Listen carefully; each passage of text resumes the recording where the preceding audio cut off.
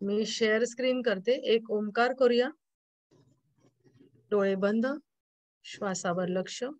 एक श्वास सोडून देऊया. दीर्घ खोलवर श्वास भरून घेऊया.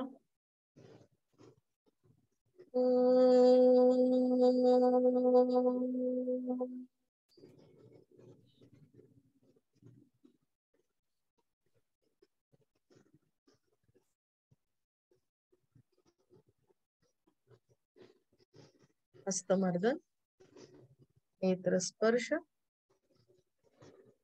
सावकाश डोळे उघडूया. ओके. काल आपण बघत होतो आहाराबाबतीत, पण थोडक्यात महत्वाचे हा टॉपिक. हम जब थोडा हिंदीत ना घेतला तर चालेल ना माधुरी ताई? हाँ हाँ मैडम चालेल. तुम्ही दोघीच आहात त्याच्यामुळे. हाँ, जब भी हम खाना खाते हैं उसकी शुरुआत हम प्रार्थना प्रेयर करके करते हैं. मराठीमध्ये आपण वदनी कवळ घेता वगैरे म्हणतो. आपण मगाशी म्हंटल किंवा अहम वैश्वानरो भूत्वा किंवा अहम ते ब्रह्मार्पण मस्तू असं नंतर म्हणतो. असे श्लोक म्हणून करतो. त्यामुळे मन शांत राहतं आणि पूर्ण फोकस खाण्याकडे राहतो. चित्त शांत असावं. ताजं अन्न खावं. जो भी खाना खाते हैं वो फ्रेश खाना चाहिए. जो भी खाना खाते हैं चबा चबा के खाना खा के उसका मतलब टेस्ट आस्वाद लेके खाना चाहिए. जो भी खाना खाते हैं वो फिर से गर्म नहीं करना है. हमने देखा विटामिन उसमें मर जाते, कम हो जाते हैं उसमें. ऋतु काल के अनुसार जो भी सब्जियां और फ्रूट बाजार में मिलती है वही खानी है. फल के रस पीने के बजाय फ्रूट्स चबा चबा के खाने चाहिए. बहुत गर्म और बहुत ठंड पदार्थ नहीं खाने चाहिए और वो मिला के भी नहीं खाने चाहिए. मतलब ज्यादा गर्म चाय भी नहीं पीनी है, ज्यादा ठंड भी नहीं खाना है. और शादी में अभी कैसे आइसक्रीम और गुलाब जाम खाते हैं वैसे भी कभी नहीं खाना चाहिए. खाना खाते समय पानी नहीं पीना है. लेकिन अगर आप सब्जी रोटी, सूखी सब्जी रोटी खाते हो, खाली सब्जी रोटी, तो उसके साथ थोड़ा तो पानी मतलब लिक्विड.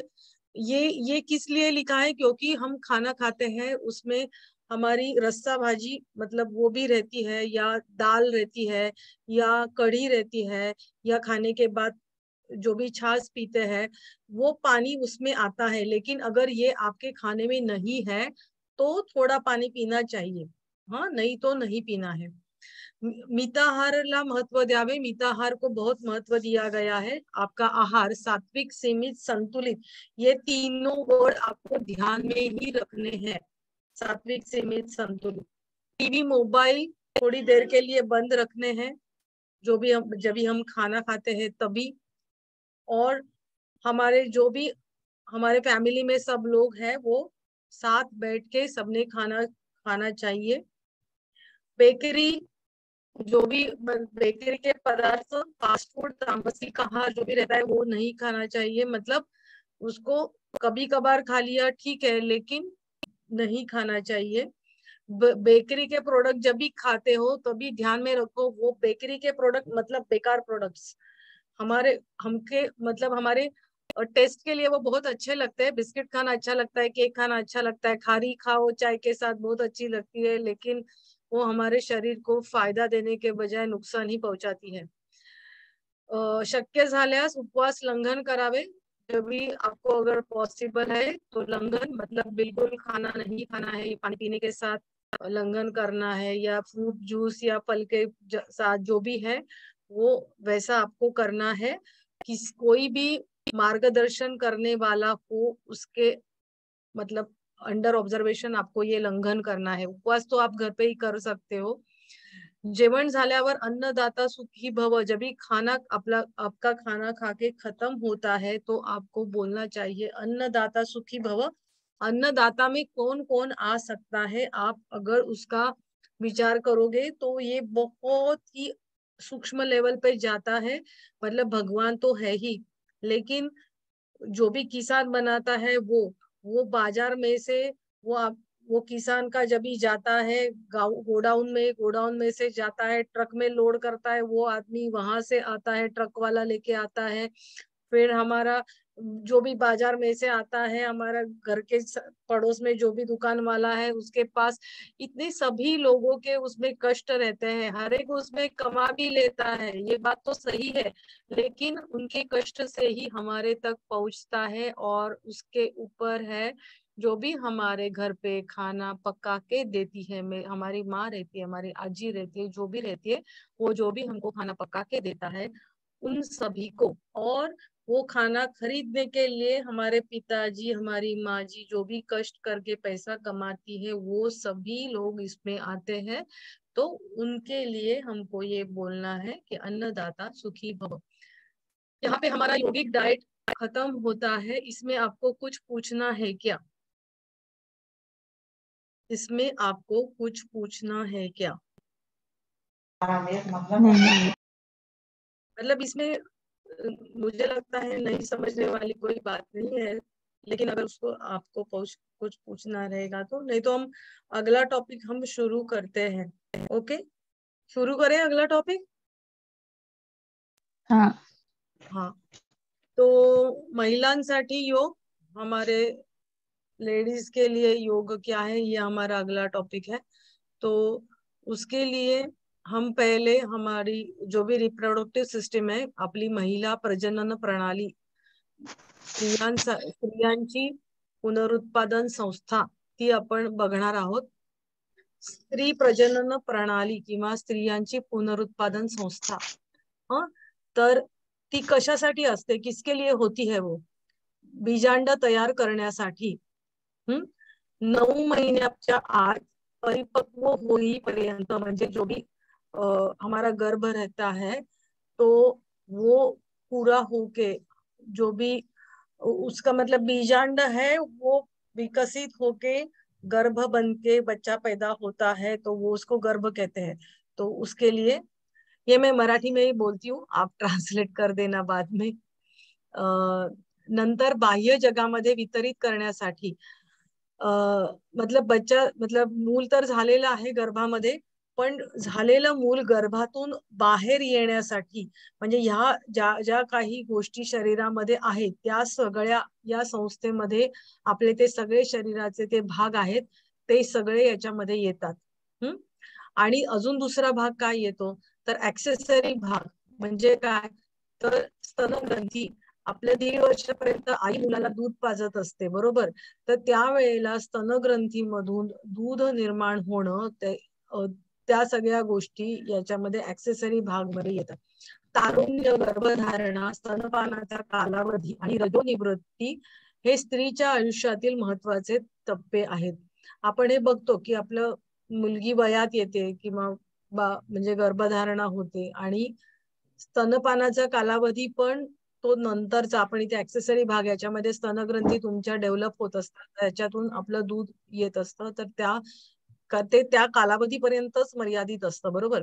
आणि रजोनिवृत्ती म्हणजे मेनोपॉजचा जो काळ असतो, की तुमची पाळी जाण्याचा जो काळ असतो, पाळी गेल्याचा जो काळ असतो, तर तो जो रजोनिवृत्तीचा काळ असतो, तर हे स्त्रीच्या आयुष्यातले महत्वाचे टप्पे असतात, आणि याच्यामध्ये तुमचं हॉर्मोनचं इम्बॅलन्स होत असतं। कारण का, ह्या वेगवेगळ्या गोष्टी घडून आणण्यासाठी जे काही हॉर्मोन्स पाहिजे असतात ते त्या वेळेला सिक्रेट होत असतात। पुनरुत्पादक अवयवांच्या कार्याचे नियमन करण्यासाठी हॉर्मोनची मोठी भूमिका असते। आता मी मगाशी म्हटलं की हे जे सगळे अवयव आहेत, आपण एखादी स्त्री बघली तर तिचे प्रत्येक ह्या टप्प्यांमध्ये तिचं शरीर बदलत जातं, आणि तिचं त्या कार्य पण बदलत, म्हणजे कार्यानुसार तिचं शरीरामध्ये काही बदल होत असतात। आणि तर ते बदल होत असताना याच्यामध्ये आपण मगाशी बघितलं हॉर्मोन्सची महत्वाची भूमिका असते। आता हे अवयव, ही संस्था कुठे असते, हमारी स्त्री कुठे असते सांगा बरं? स्त्रीची प्रजनन संस्था कुठे असते? आपल्या पेल्विस मध्ये असते।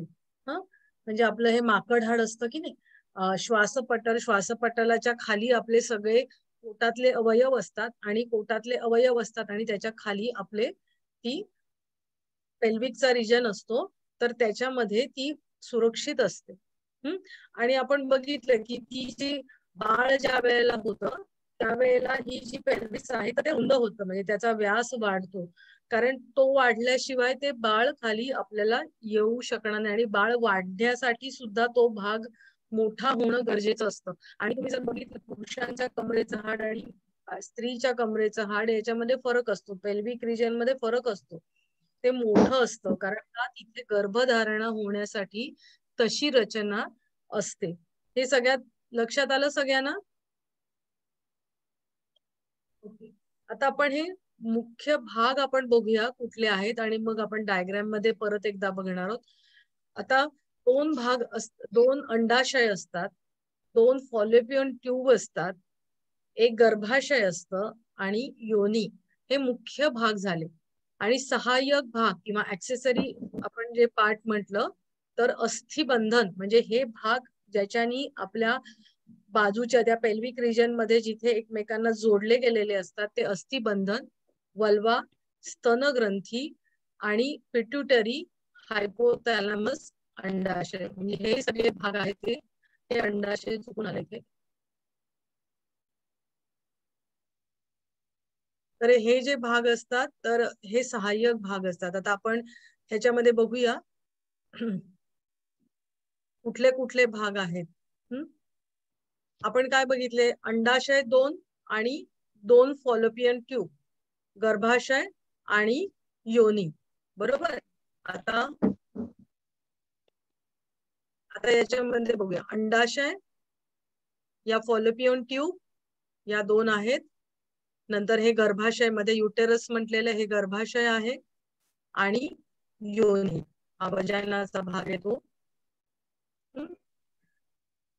आता याच्यामध्ये पुढे जे काही शब्द येतील ना, सर्विक्स हा शब्द येणार आहे, तर हा सर्विक्स म्हणजे हा इथला भाग आहे. आणि याचं आवरण आपल्या पुढे मायोमेट्रियम, एंडोमेट्रियम हे सगळे भाग आता तुम्हाला पुढे आपण ज्यावेळेला डिस्क्राईब करू त्यावेळेला तुमच्या लक्षात येईल. हे ओव्हरी असतात, अंडाशय, याच्यामधून हे इकडे येतात आणि इथून आतमध्ये येऊन इथे गर्भधारणा होते आणि मग बाळ बाहेर येतं.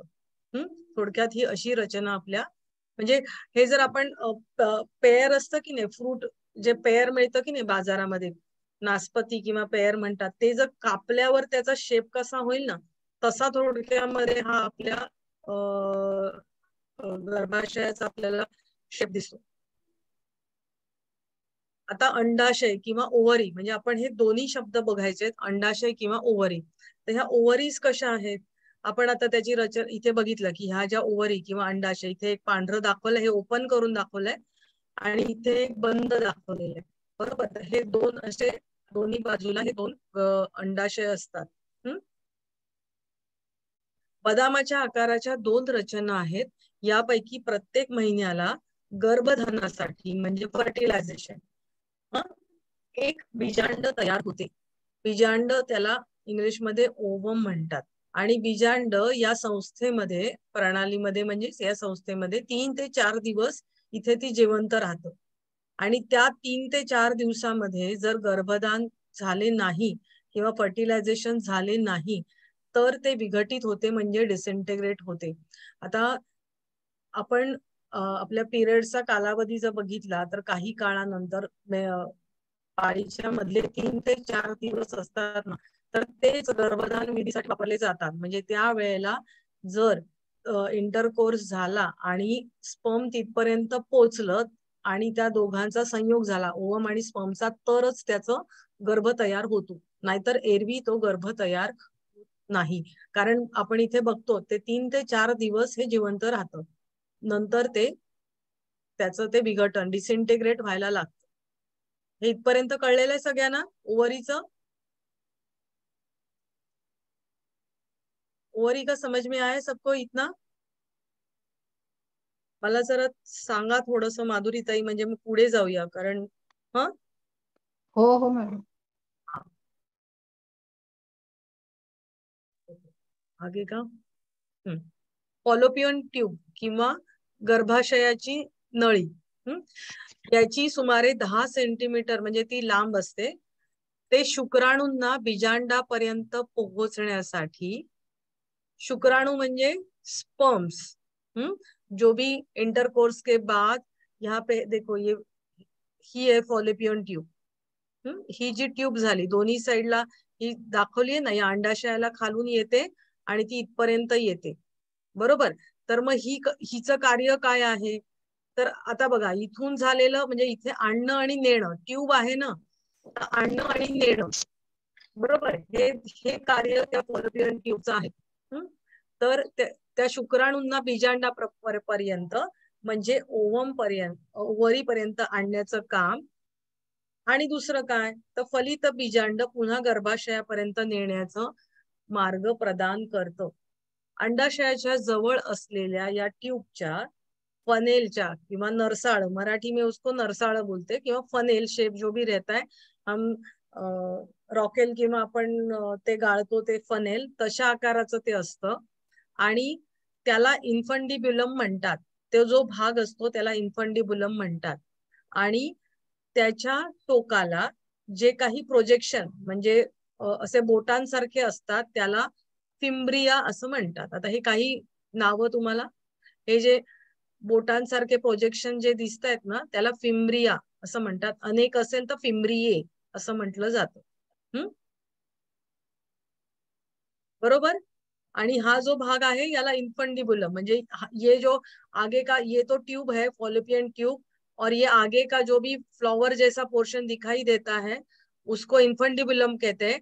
और उसमें से जो भी प्रोजेक्शन निकलता है ना, ऐसे फिंगर जैसे दिख रहा है वो, तो उसको फिम्ब्रिये बोलते हैं. चलो आगे जाते हैं. गर्भाशय. गर्भाशय मीन्स यूटेरस. गर्भधारणे दरम्यान बीजांडाचे रोपण, इम्प्लांटेशन करण्यासाठी आणि गर्भाच्या पुढील विकासासाठी हे ठिकाण आहे. गर्भाशय क्यों रहता है, तर आपल्याला ज्यावेळेला फलित म्हणजे फर्टिलाइज झालेलं बीजांड आहे ते तिथे रुजतं, आपण थोडक्यात म्हणूया. आणि मग पुढे त्याचा तो गर्भाशय, जो भी वो बीज रहता है उसका बच्चा होता है, तो जो भी उसका विकास होता है, तो उसके लिए वो गर्भाशय उसका घर है, वो बच्चे का गर्भ का घर है गर्भाशय. शारीरिक दृष्ट्या अभी वो कहाँ पे रहता है, तो मूत्राशय मीन्स आपण युरिनरी ब्लॅडर ज्याला म्हणतो ते मूत्राशय, आणि गुदाशय. गुदाशय मीन्स रेक्टम, जो भी मोठं आतड असतं त्याचा पुढचा जो भाग आहे रेक्टम, याच्यामध्ये ते आहे, बरोबर. आणि बऱ्याच वेळेला तुमच्या लक्षात येईल, ज्या वेळेला प्रेग्नंट बाई असते तर ती सारखी तिला बाथरूमला जायला लागतं, युरिन तिला थोड्या वेळाने युरिनेशनला ती जात असते. का जात असते, बाळ वाढतं आणि त्यामुळे त्या ब्लॅडरवर प्रेशर येतं, त्यामुळे तिथे मूत्र आलं की मग परत तिला ते त्याच्यासाठी बाथरूमला जायला लागतं. या पेल्विक कॅव्हिटीमध्ये, श्रोणी पोकळीमध्ये गर्भाशयाची स्थिती पूर्ववर्ती म्हणजे जी योनी आहे तर त्याच्या वर अँटीवर्टेड आणि अँटीफ्लेक्स्ड म्हणजे गर्भाशयाच्या संदर्भात खालच्या बाजूला असते. म्हणजे त्याचं पोझिशन ती सांगितलेली की खाली आणि वर कसं, वर खाली काय आहे आणि साईडला काय आहे हे सांगितलेलं आहे. गरोदर नसलेल्या महिलांमध्ये ते 7.5 सेंटीमीटर लांब आणि 5 सेंटीमीटर रुंद असते. आता आपल्या नॉर्मल ज्या काही बायका आपण स्त्रिया असतो की ज्यांच्यात गर्भधारणा नाहीये, तर त्यांच्यामध्ये ते प्रमाण सांगितलेलं आहे की लांब किती असतं, तर 7 ते 7.5 सेंटीमीटर असतं. आणि रुंद किती असतं, तर 5 ते लांबी रुंदी झाली आणि उंची साधारण 6 सेंटीमीटर असते. 5, 6, 7 असं लक्षात ठेवलं तरी चालेल. 5 सेंटीमीटर लांब, 7 सेंटीमीटर लांब, 5 सेंटीमीटर रुंद आणि साधारण 6 सेंटीमीटर असतं ते त्याची उंची असते. आणि गर्भधारणे दरम्यान ते मोठे होते. आपण बघितलं की जर बाळ त्याच्यामध्ये असणार आहे तर ती पिशवी आहे गर्भाशयाची, ती मोठी होत जाते. आणि रजोनिवृत्तीच्या दरम्यान ती संकुचित होते, म्हणजे नंतर अगदी आपल्या अंगठ्या एवढी होऊन जाते, म्हणजे ती एकदम स्क्वीज कमी होत जाते. ज्या वेळेला रजोनिवृत्ती म्हणजे पाळी आपली जायला येते त्यावेळेला ती एकदम गर्भाशयाची आकार आहे तो एकदम छोटा होऊन जातो. गर्भाशयाचे 3 भाग असतात. फंडस म्हणजे वरचा भाग, वरचा गुंडासारखा भाग असतो तो. नंतर शरीर किंवा बॉडी म्हणजे मधला भाग, आणि ग्रीवा किंवा सर्विक्स किंवा हा अरुंद भाग जो योनीमध्ये उघडतो. आपण इथे बघूया, हे बघा इथे फंडस हा वरचा डोक्याचा भाग दाखवलाय ना तो, बरोबर, आणि बॉडी म्हणजे हा मधला भाग, आणि सर्विक्स म्हणजे खालचं जे तोंड आहे की जे वजायना म्हणजे योनीमध्ये जे ओपन होतं ना, तर हे जे तोंड म्हटलेलं आहे तर त्याला सर्विक्सचा पार्ट म्हटलेलं आहे. कळलं? आपल्या युटेरसचे 3 भाग आहेत, फंडस, बॉडी आणि सर्विक्स. आतापर्यंत आपण काय बघितलं, या 2 ओव्हरीज बदामाच्या शेपच्या असतात, त्याच्यानंतर ही फॉलिपियन ट्यूब असते, हा भाग इन्फंडिब्युलम असतो, आणि याचे जे टोकाचे जे प्रोजेक्शन आहे त्याला फॅम्ब्रिये म्हणतात, बरोबर. आणि नंतर मग येतं युटेरस किंवा गर्भाशय, गर्भाशयाचे 3 भाग. आणि आता प्रत्येकाचं कार्य हे तुम्ही लक्षात ठेवायचं आहे. गर्भाशय ग्रीवा किंवा सर्विक हा खालचा भाग असतो, हा अरुंद भाग आहे जो योनीमध्ये उघडतो. गर्भाशयाच्या आतील पोकळीला गर्भाशयाची पोकळी किंवा युटेराइन कॅव्हिटी असं म्हणतात. गर्भाशय ग्रीवामध्ये अरुंद कॅनल असतो की जो आत गर्भाशयाच्या पोकळीमध्ये उघडतो, आणि हा अरुंद कॅनल योनीमध्ये बाह्य ओएस द्वारे उघडतो. आता हे आपण हे याच्यामध्ये, एक मिनिट, आता ह्याच्यामध्ये आपण हे बघतो की हे आतमध्ये इथे कुठे उघडतं आणि बाहेरच्या बाजूला कुठे उघडतं, हे या डायग्राम मधून आपण समजून घेणार. ही मधली जी पोकळी आहे, तर ह्या पोकळीमध्ये बाळ आपल्याला तिथे असतं, आणि मग ही जी वाढ होते त्या गर्भाशयाची आकार हा इथे वाढत असतो. हे बीजांड इथे आलेलं दाखवलेलं आहे, तर इथे ते फर्टिलायझेशन होऊन बाळ तयार होत असतं.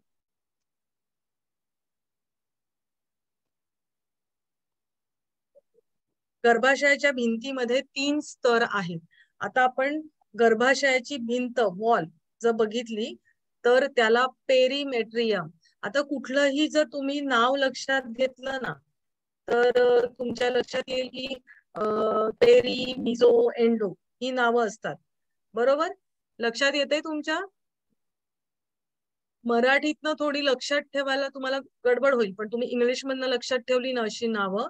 आता पेरिकार्डियम हार्टच्या बाहेरचं जे असतं ते पेरिकार्डियम, बरोबर.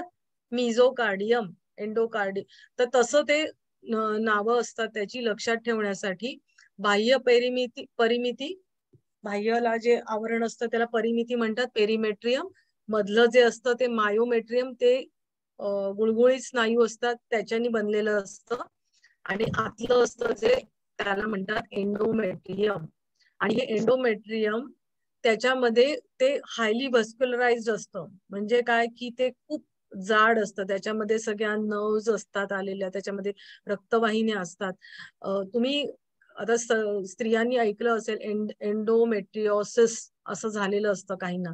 आतला तो जो गर्भाशयाची जाडी त्यांची वाढलेली असते आणि त्याला प्रॉब्लेम झालेला असतो, आणि त्याच्यामुळे त्यांना हेवी ब्लिडिंग होत असतं. तर ही नावं तुम्ही आपण लक्षात ठेवायचे, कारण स्त्री आपल्याला म्हणजे आपल्या शरीरामध्ये काय आहे हे, आपण डॉक्टर नाही पण ढोबळ मनाने ही संस्था कशी असते आणि एखादा आजार झाला तर तो कुठे होऊ शकतो, तर हे आपल्याला माहिती असणं गरजेचं असतं. इथपर्यंत सगळ्यांना समजलंय का? नाही समजलं असेल तर विचारा, म्हणजे आपण मग पुढे जाऊया. नाही तर ठीक आहे. योनी किंवा वजायना. आता आपण बघितलं खाली जो असा ट्यूब सारखा भाग होता गर्भाशयाच्या खाली, तर त्याला योनी किंवा वजायना म्हटलं जातं. हा ट्युब्युलोमस्क्युलर कॅनल म्हणजे त्याची जी एक पोकळी ती आहे, तर ती 10 सेंटीमीटर इतकी असते. आणि जी गर्भाशयाच्या मुखापासून ते शरीरातील बाहेरच्या भागापर्यंत म्हणजे पेरिनियमचा जो भाग असतो तिथपर्यंत जाते. सुरू होते कुठे? गर्भाशय संततीतून, आणि बाहेरपर्यंतचा जो कुठला भाग असतो त्याला योनी किंवा वजायना असं म्हटलं जातं. मासिक पाळी, शुक्राणू आणि बाळासाठी हा मार्ग आहे.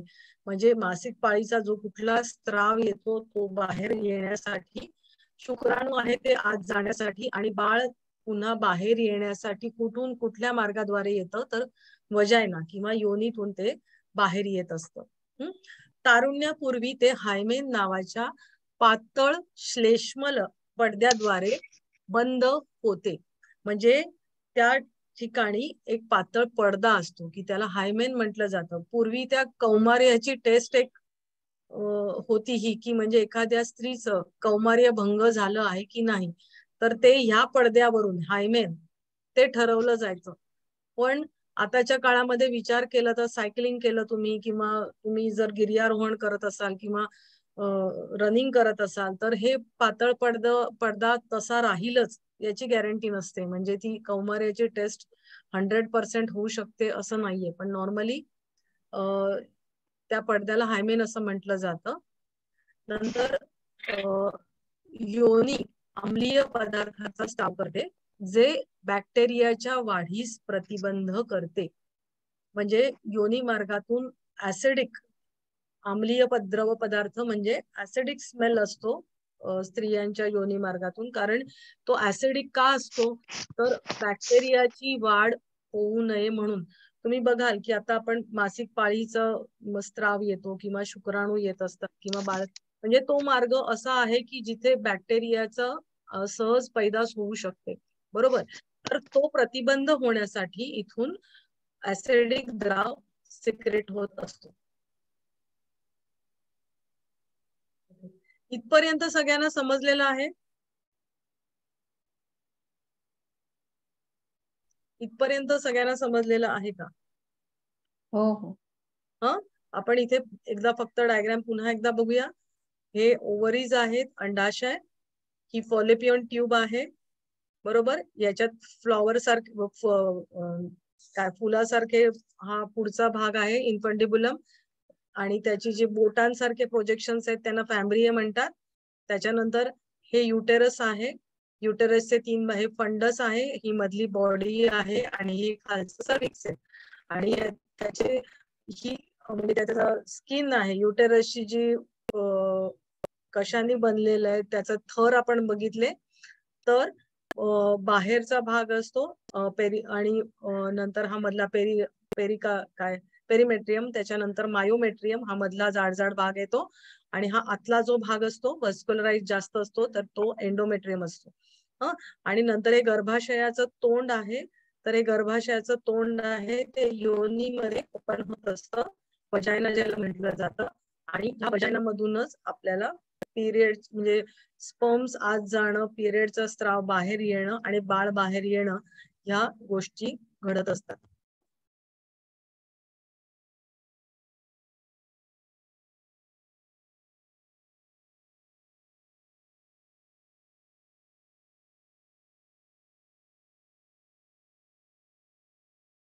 स्तनग्रंथी आता आपण बघितलं की हे स्तनग्रंथींचं कार्य हे ज्यावेळेला बाळ अंगावर दूध पित असतं तोपर्यंत त्या म्हणजे दूध असतं तोपर्यंत ते असतं, म्हणजे तेव्हाच ते डेव्हलप होत असतात.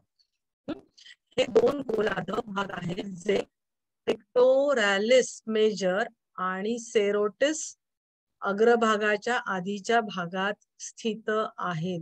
म्हणजे हे थोडक्यात आपले जे हाडांचे छातीचा जो काही भाग असतो तर त्या ठिकाणी ते असतात.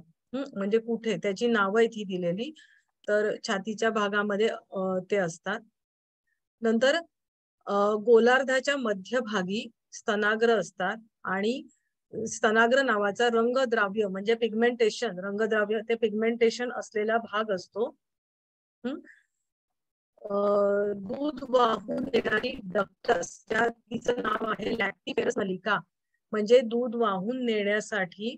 आता ह्याच्या डायग्राम मी टाकायच्या राहिल्यात माझ्या, तर एक नळी असते की ज्या नळींमधनं दूध येत असतं त्याला ते लॅक्टिफेरस डक्ट. दुधाशी संबंधित ज्या काही गोष्टी असतात, आता आपण बघा लॅक्टोज, दुधामध्ये कोणत्या प्रकारचं फॅट काय असतं तर आपण लॅक्टोज सांगतो, बरोबर. दुधाशी संबंधित ज्या काही गोष्टी असतात तर ही नलिका आहे, तिचं नाव लॅक्टिफेरस असं आहे, आणि ती स्तनाग्रमधून उघडत असते. आंतरिकरित्या म्हणजे आतून जर तुम्ही बघितलं तर स्तनग्रंथींमध्ये लोब्युल्स नावाचे अनेक भाग असतात, आणि प्रत्येक लोब्युल्स मध्ये अनेक दूध निर्माण करणाऱ्या ग्रंथी असतात, बरोबर. म्हणजे आपण जर बघितलं तर स्तनाच्या एक मध्यभागी एक नळी असते आणि त्याला अनेक नळ्या जोडलेल्या असतात आणि त्या अनेक नळ्यांच्या शेवटी हे लोब्युल्स असतात की ज्याच्यामध्ये ते दूध तयार होतं आणि त्या नळ्यांमधून मधल्या नळीत येतं आणि स्तनाग्रामधून ते बाहेर येत असतं. ग्रंथींमधून दुधाच्या नलिका निप्पलकडे धावतात. लोब्युल्स मध्ये फॅटी टिश्यू असतात. आपण बघतो की ज्याला दूध आल्यामुळे आणि त्यावेळेला फॅटी आपल्या आतमध्ये जे स्तनामध्ये आकार वाढलेला दिसतो गर्भा त्यावेळेला की ज्या वेळेला बाई गर्भधारणा होत असते तर तिचं स्तनाचा आकार वाढत असतो, तर त्यावेळेला फॅटी टिश्यू जरा जास्त वाढत असतात. मग ह्या लोब्युल्स मध्ये फॅटी टिश्यू असतात. आता याच्यामध्ये आपण बघितलं की पिट्युटरी आणि हायपोथॅलॅमस इथे का लिहिलेलं आहे. ऍक्च्युली मेंदूच्या इथे म्हणजे पिट्युटरी ही ग्रंथी आहे आणि हायपोथॅलॅमस हा मेंदूचा भाग आहे, बरोबर.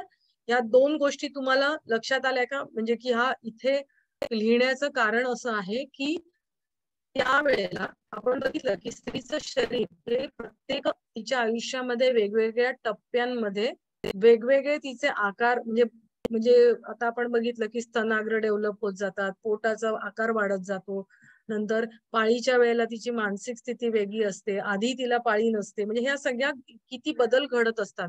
आणि हे सगळे बदल घडत असतात ना, तर ते त्याचं नियंत्रण आहे ना, तर ते नियंत्रण ह्या ग्रंथींशी निगडीत आहे, बरोबर. ह्या ग्रंथींमधून काही वेगवेगळ्या हॉर्मोन्स सिक्रेट होत असतात आणि ह्या क्रिया रेग्युलेट करण्याचं काम त्या ग्रंथी करत असतात किंवा मेंदूचा हायपोथॅलॅमस भाग आहे किंवा तो करत असतो. आणि यावेळेला आपल्या म्हणजे भावनिक आंदोलनं चालू असतात.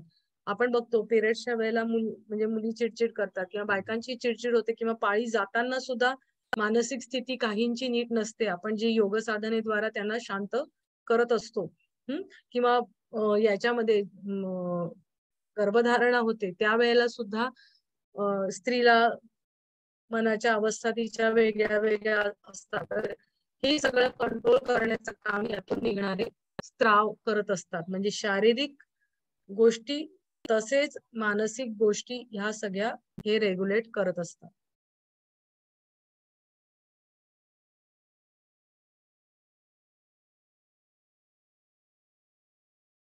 मला सांगा, इथपर्यंत तुम्हाला सगळ्यांना समजलेलं आहे?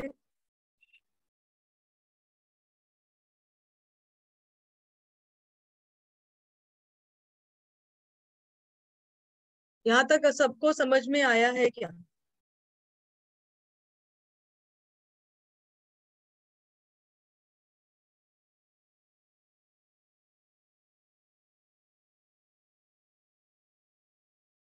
यहाँ तक सबको समझ में आया है क्या?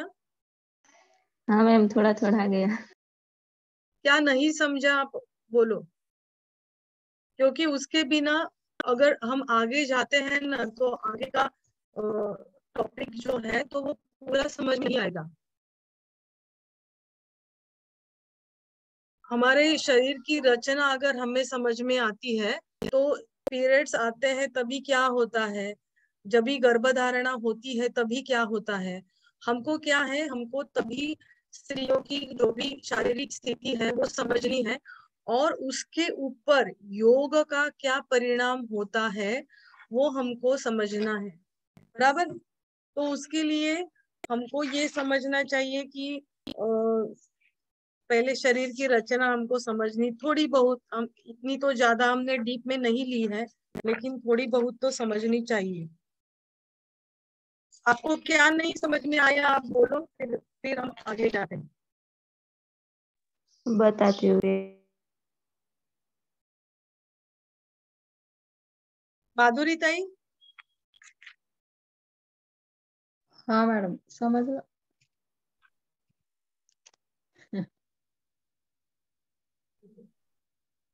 ओके, एक मिनट।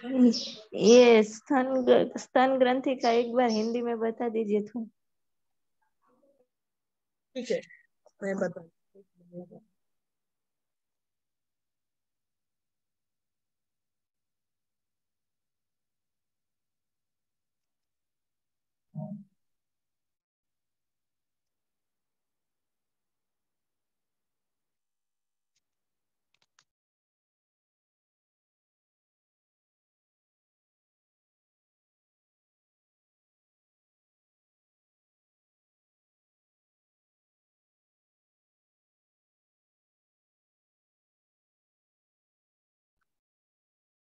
एक मिनट है, ये आगे नहीं जा रहा है, एक मिनट, कुछ तो प्रॉब्लम हो गया।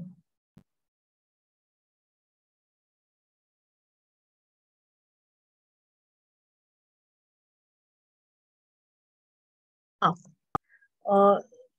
स्तन ग्रंथि, मतलब ये जो ग्रंथि है ये सहायक ग्रंथि रहती है। मतलब एक्चुअल जब भी बच्चा पैदा होता है उसमें वो पार्ट लेती है क्या? नहीं लेती। एक्चुअल जब बच्चा पैदा होता है हमारे पेट में से मतलब यूटेरस में से वो बाहर निकलता है, बराबर। लेकिन ये जो है तभी वो ज्यादा डेवलप होती है, इसके लिए उसको सहायक ग्रंथि ऐसा कहा गया है।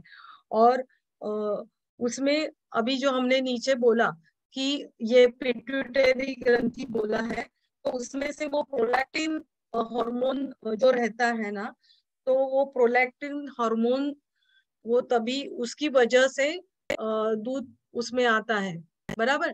तो वो कैसे रहते हैं, कोई भी चीज जब भी बोलते हैं तो उसका शेप क्या है, वो कहाँ पे स्थित है, हमको बोलना पड़ता है।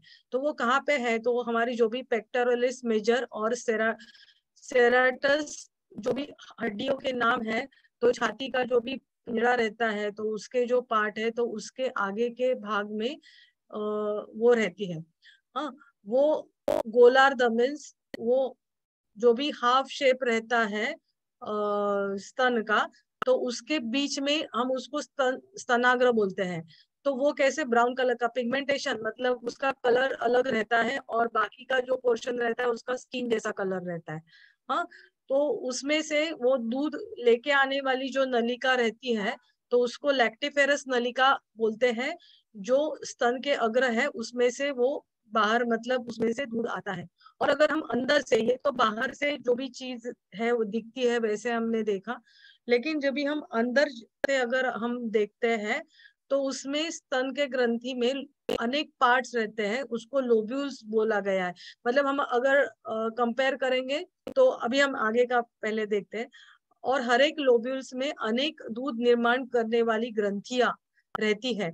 हम अगर उसका हमारे लंग्स में हम देखते हैं ना, एक पाइप आता है, वो जाता है, वो बाइफरकेट होता है, उसके आगे तक जो भी एल्वेओलाई रहते हैं एंड में, वैसे ही ये लोब्यूल्स रहते हैं।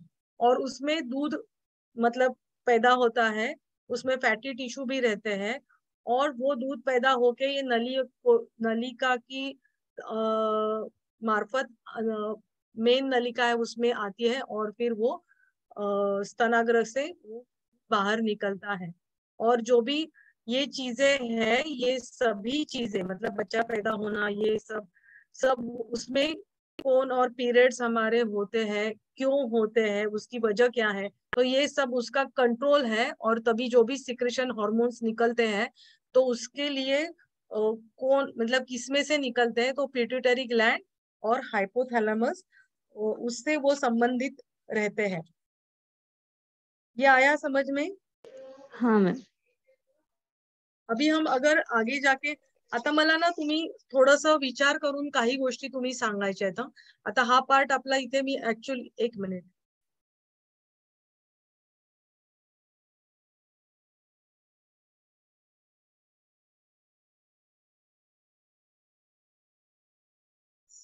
हाँ एक मिनट, ये क्या हो गया? हाँ, अगर हम ये कहाँ पे निकल गया? आपको दिखाई दे रहा है ये स्क्रीन दिखाई दे रहा है?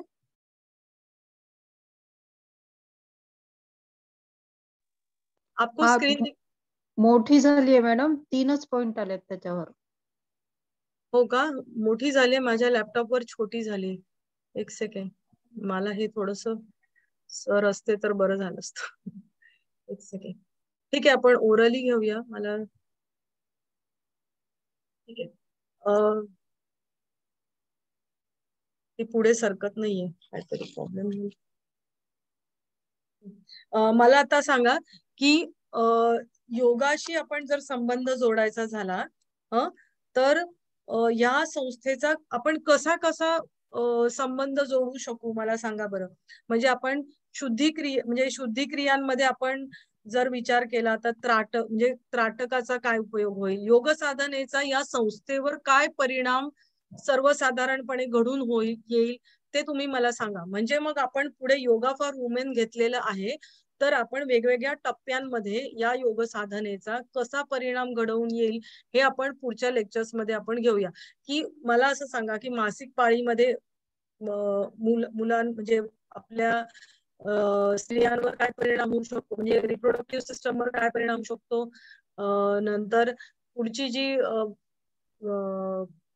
गर्भाशय आपलं बाळ ज्या वेळेला असतं त्यावेळेला काय होऊ शकतं, आणि त्याच्यानंतर रजोनिवृत्ती येते. तर रजोनिवृत्तीच्या काळामध्ये तुम्ही म्हणजे आपण योग साधनेचा काय परिणाम होऊ शकतो, काय सांगाल माधुरीताई? आता मला सांगा, त्राटक आपण थोडक्यात असं जाऊया. तुम्हाला एक कुठलीही सिस्टमचा परिणाम लिहायचा झाला तर तो कशा प्रकारे आपण लिहितो, योग साधनेचा परिणाम. कारण हे समजलं तर हे तुम्ही मनाने पण ह्या गोष्टी तुम्ही लिहू शकता. आता सुरुवात आपण केली, कुठलीही योग साधना तुम्ही रोज कशी करता तो तुम्ही विचार मनामध्ये आणायचा आहे. की आपण त्राटक करतो, प्रार्थना करतो, प्रणवोच्चार करतो, बरोबर. मग त्याचा काय परिणाम होईल या संस्थेवरती, या संस्थेवरती काय परिणाम होईल सांगा बरं. प्रार्थना मन शांतीसाठी, मन शांत झाले की ही संस्थामध्ये जे रक्त प्रवाह आणि आपले विचारांची जडणघडण जी घडत जाते ते अगोदर शांत होते. त्याच्यामुळे ह्या संस्थेवरचा जो ताण आहे तो कमी होईल.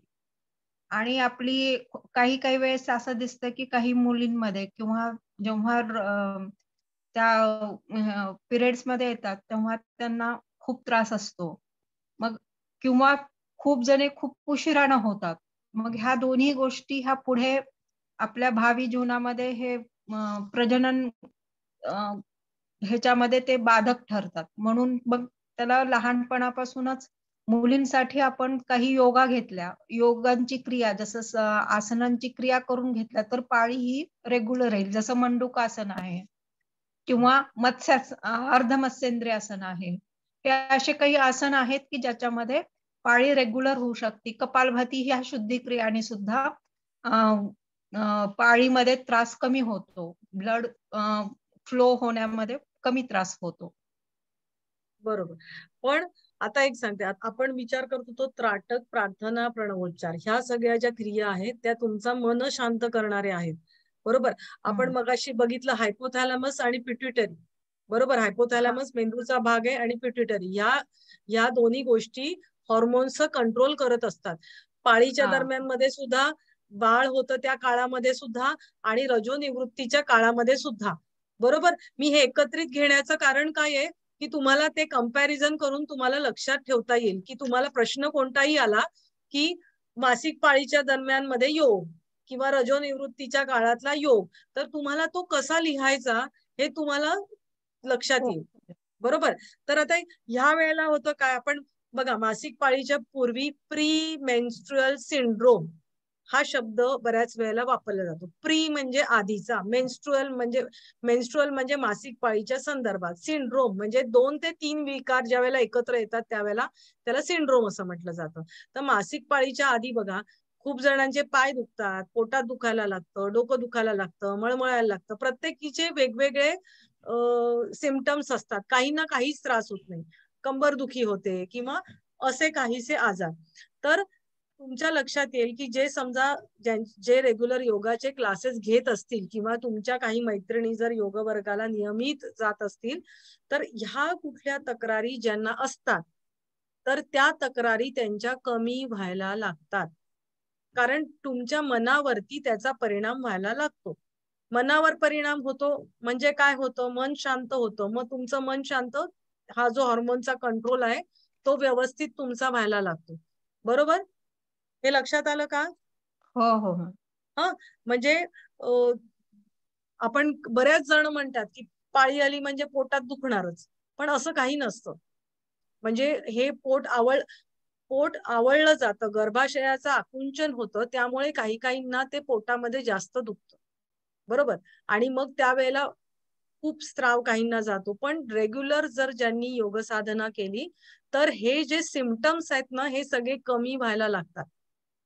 आणि त्याच्यामध्ये म्हणजे त्राटक, प्रार्थना, प्रणवोच्चार ह्याचा मुख्य सहभाग असतो. म्हणजे बाकीच्या आसन प्राणायामाचा पण असतो, पण याच्यामुळे तुमच्या याच्यावरती आता पिनियल ग्रंथी ज्या आहे, आता पिनियल ग्रंथी कुठे असते, कहाँ पे रहती है पिनियल ग्रंथी? पिनियल ग्रंथी कहाँ पे रहती है?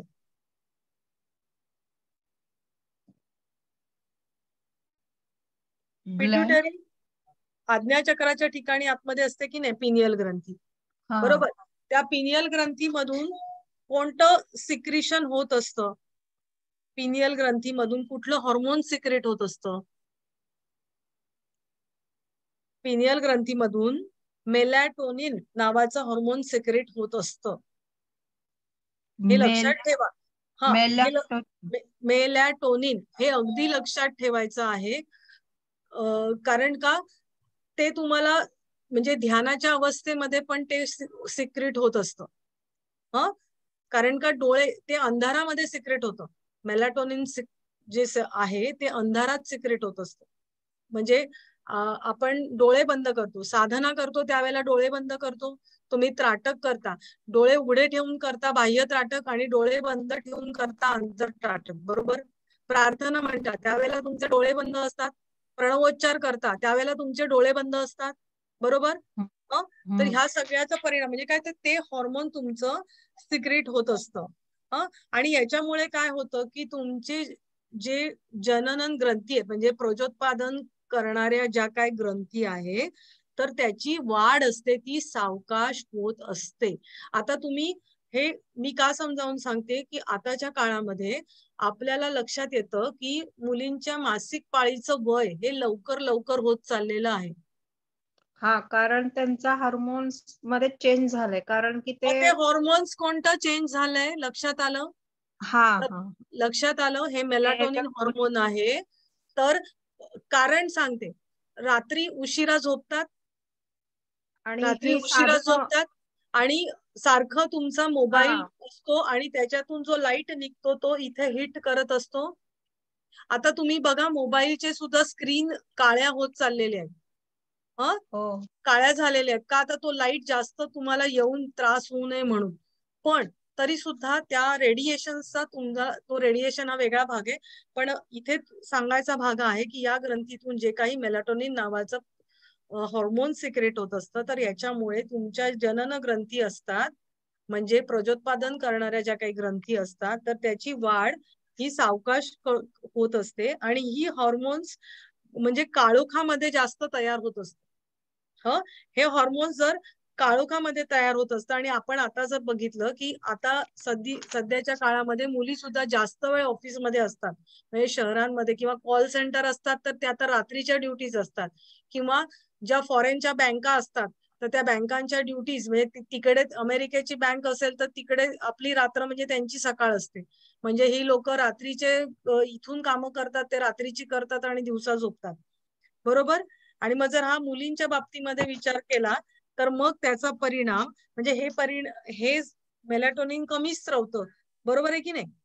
आणि लहानपणापासून जर आपण विचार केला, आता कॉल सेंटर वगैरे हा नंतरचा भाग आला, पण लहानपणापासून आपण विचार केला तर आपल्या जीवनशैलीमध्ये हे जे बदल झालेले आहेत, रात्री उशिरा झोपणं आणि मोबाईल किंवा हे, तर झोप त्यांची पूर्ण होत नाही, ते अंधारातच जर सिक्रेट होतं तर त्यांची प्युबर्टी ही लवकर त्यांची म्हणजे त्यांचं कार्य म्हणजे ही ग्रंथी आहे तर ती थांबवतं. म्हणजे 8 ते 10 वर्षामध्येच मुलींना पाळी यायला लागली आता हे आपल्याला दिसतं. 3री 4थी मध्ये आहेत आणि त्यांना पाळी येते. पूर्वीच्या काळी हे उशिरा होतं. 9वी 10वीत गेल्यावरती 9वीत 8वीत असे त्यावेळेला त्यांना मेन्सस यायचे. आताच्या काळामध्ये फार लवकर येण्याचं मुख्य कारण हे आहे. आणि म्हणून योग साधनेमध्ये आपण ज्या वेळेला डोळे बंद करून ज्या वेळेला साधना करतो त्याच्यामुळे हे हार्मोन जास्त सिक्रेट व्हायला मदत होते, बरोबर. हे लक्षात येते का? हा मॅम. तर आपण इथे थांबूया कारण पुढचा जो टॉपिक आहे तो मोठा आहे तर तो नेक्स्ट याला आपण घेऊया. ओके.